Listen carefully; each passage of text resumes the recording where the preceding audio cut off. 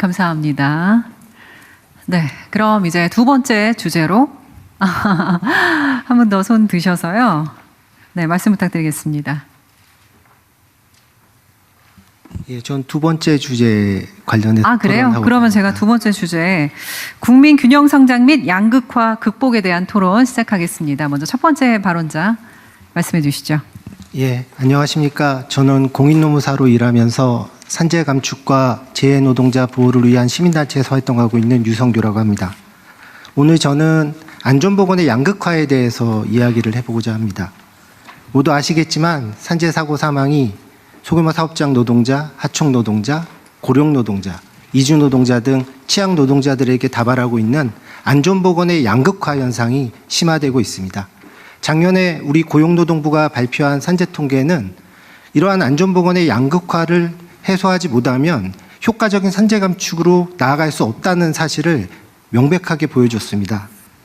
정부의 다양한 노력에도 불구하고 안전보건의 양극화가 지속되는 이유는 대부분의 취약 노동자들이 일하고 있는 소규모 영세사업장은 정부의 제재와 감독이 아무리 강력하더라도 스스로를 변화시킬 수 있는 능력이 부족하기 때문에 그렇습니다. 사실 현장에 나가서 사장님들을 만나보면 무엇을 어떻게 변화시켜야 될지 도대체 모르겠다는 이야기들을 많이 하십니다. 그 정도로 능력이 부족하신 거죠. 따라서 변화할 수 있는 능력을 지닌 사업장과 그렇지 못한 사업장에 대한 차별적인 산재 예방 감독 전략의 실행이 매우 중요한 시점이라고 봅니다. 능력을 지니고도 변화하지 않는 사업장에 대해서는 지금보다 더 강력한 제재를 실행하고, 능력이 없어서 능력이 부족해서 변화하기 어려운 사업장에 대해서는 지금보다 훨씬 더 강력한 지원과 지도 감독을 실행해야 된다고 봅니다. 그런데 이와 관련해서 매우 중요한 지점이 있습니다. 사업주 지원과 지도 감독을 무차별적으로 해서는 안 된다는 거죠. 어떤 지역, 어떤 사업장에 대해서 어떤 지원과 어떤 지도를 할 것인지에 대해서 정확히 타겟팅해야 됩니다. 사실 과거 우리 정부가 수많은 지원 정책과 지도 감독을 펼쳤음에도 불구하고 그 효과가 낮았던 이유는 바로 이 타겟팅을 제대로 못했기 때문이라고 판단이 듭니다. 정확한 타겟팅을 위해서는 산재 다발 지역 및 업종, 공정, 작업 유형, 인적 취약성 등에 대한 목적 지향적이고 면밀한 통계 분석이 반드시 이루어져야 됩니다. 자신이 어디에 발 딛고 서 있는지를 모르는 사람은 앞으로 어디로 나아가야 할지도 모르고 사실 나아가더라도 잘못된 방향으로 나아갈 가능성이 높습니다. 조속히 실질적으로 도움이 되는 산재 통계 수집 및 분석을 위한 인프라 구축이 반드시 마련돼야 됩니다. 덧붙여 소규모 영세사업주들의 현장의 의견을 들어보면 노동부나 안전보건공단 등이 시행하는 지원 제도를 모르거나 알고 있더라도 그 절차가 복잡하거나 신청 서류가 복잡해서 신청하지 못하는 경우들이 많다고 하십니다. 실제로 제가 현장에 나가보면 누가 사장님이고 누가 직원인지 모르는 경우들이 많습니다. 소규모 영세사업장의 경우에는요. 격리사원도 없고 총무사원도 없고 일도 하시고 서류도 챙기셔야 되는 분들이 많죠. 결국 지원제도를 구축할 때 진짜 도움이 필요한 이러한 소규모 영세사업주들이 배제되지 않도록 제도 접근성을 높이기 위한 방안을 반드시 함께 고민해야 된다고 생각합니다.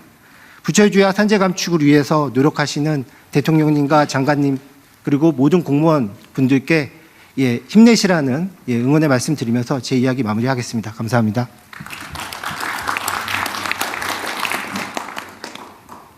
네, 그럼 먼저 장관님이 지금 이 말씀에 피드백을 주실 분이 계신가요?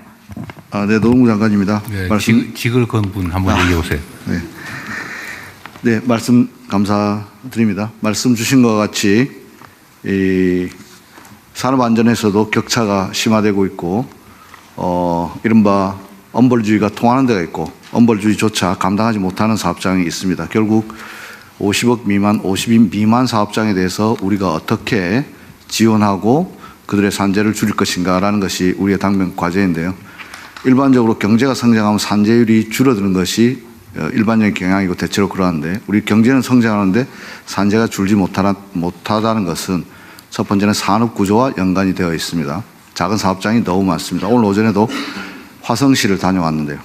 화성시에 우리나라의 중소기업이 대부분이 들어있는데 그중에 90% 이상이 소규모 사업장입니다. 이분들에 대해서는 1차적으로 진단이 중요합니다. 방금 유성규 노무사님께서 말씀했듯이 고위험 사업장이 어딘지를 정확하게 타겟팅하고 그들에게 맞는 처방을 해 나가면서 작은 사업장에 대한 지원을 강화하겠습니다. 아울러서 충분히 능력이 됨에도 불구하고 반복되는 사업장에 대해서는 경제적 제재도 병행함으로써 그동안 뭐 맛없는 당근과 안 아픈 채찍이었다. 이런 비판이 많았습니다. 그래서 당근도 맛있게 하고 채찍도 아프게 해가지고 산재 줄여서 저도 오랫동안 일할 수 있도록 하겠습니다. 고맙습니다. 이거 좀 처음 듣는 얘기인데 맛없는 당근에 안 아픈 채찍이었다. 지금 훌륭한 지적 같습니다. 오래 다니게 해주십시오. 예.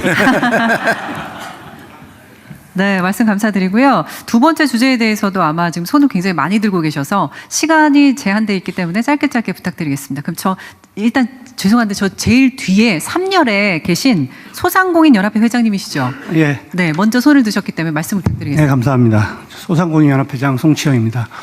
전국의 소상공인이 790만 명인데 매년 100만 명이 폐업을 하고 있는 이런 어려운 상황 속에서 저희 소상공인의 목소리를 경청해 주시기 위해서 자리를 마련해 주셔서 대단히 감사드립니다.